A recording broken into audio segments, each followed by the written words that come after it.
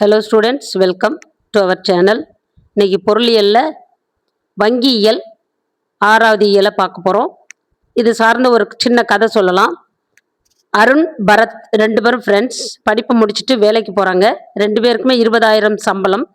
அருண் என்ன பண்ணுறாருன்னா, தன்னுடைய சம்பளத்தை அப்படியே கொண்டு வந்து தன்னுடைய அலமாரியில் வைக்கிறார். வேணுங்கிற பொருளெல்லாம் அதனை எடுத்து செலவு செய்கிறார். வீட்டில் உள்ளவங்களும் எடுத்து செலவு செய்வாங்க.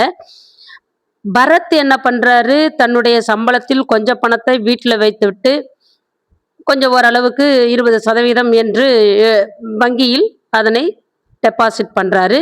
ஒரு குறிப்பிட்ட ஆண்டுகளுக்கு பிறகு பரத் வங்கியிலிருந்து பணத்தை எடுத்து சொந்தமா ஒரு தொழில் செய்து பெரிய தொழிலதிபர் ஆகிறார். அப்பொழுது அவருடைய ஃப்ரெண்ட் அருண் அவருடைய நிறுவனத்துக்கு வந்து, எப்படி நீ இந்த அளவுக்கு குறுகிய காலத்துல பெரிய ஒரு நிறுவனத்தை வைத்தாய் என்று கேட்குறான். அதுக்கு நான் வந்து வங்கியினுடைய சக்தியை பயன்படுத்தி கொண்டேன், அதனால தான் என்னால் இப்படி பெரிய அளவில் மாற முடிஞ்சிச்சு அப்படின்னு சொல்கிறாரு. ஓகே ஸ்டூடெண்ட்ஸ், இப்போ வங்கிகளை பற்றி பார்ப்போம். இப்போ அறிமுகம்.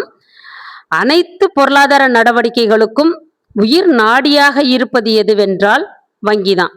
நிதி வேணும் இல்லையா? அந்த நிதி எப்படி உடம்புல பிளட்டு பாயுதோ அதுபோல நிதி வேணும். அந்த நிதியாக செயல்படுது வங்கியிலிருந்து.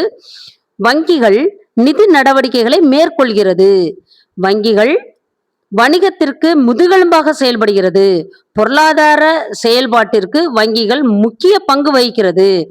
அடுத்தது 6.2ல மைய வங்கிகளினுடைய தோற்றத்தை பார்ப்போம். History of central bank.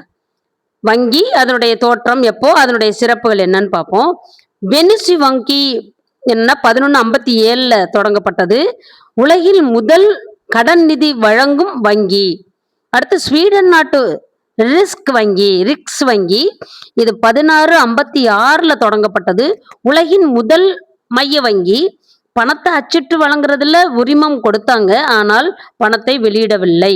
England வங்கி 1694ல தொடங்கப்பட்டது. கிட்டத்தட்ட 170 ஆண்டுகளுக்கு பிறகு 1894ஆம் ஆண்டு பணத்தை வெளியிடும் முதல் மைய வங்கி ஆகும். அடுத்தது 1920ல பிரிசல்ஸ் நகரில் கூட்டப்பட்ட பன்னாட்டு நிதிய மாநாட்டில் ஒரு முடிவு எடுத்தாங்க. அந்த முடிவு என்னன்னா, அனைத்து நாடுகளும் தங்களுக்கென ஒரு மைய வங்கியை வைக்க வேண்டும் என்பதுதான், அமைக்க வேண்டும்.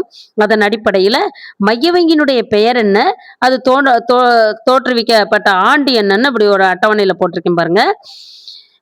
தென்னாப்பிரிக்கா ரிசர்வ் வங்கி 21ல ஆரம்பிக்கப்பட்டது.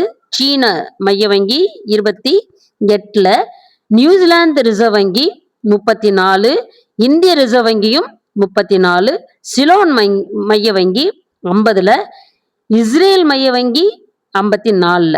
ஓகேவா? வங்கிகளை பார்த்தீங்கன்னா, வங்கிகள் மைய வங்கி, வணிக வங்கி.